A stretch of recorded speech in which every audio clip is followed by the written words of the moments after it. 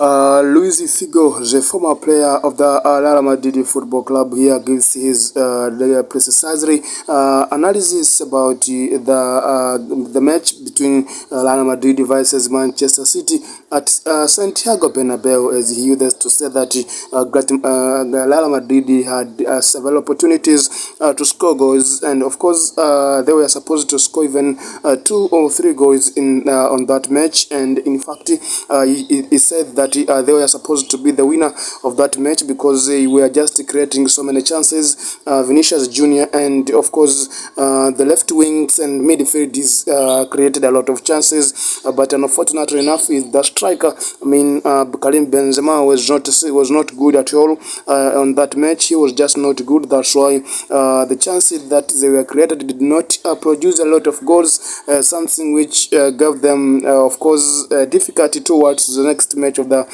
revise in London at Etihad Stadium. The used to say that that's going to be fantastic, that's going to be crucial, and it's going to be the fascinating game in one way or another, and of course it will just be the competitive match. In fact, Luis Figo speaks here so many things towards the next match of the Premier League, the second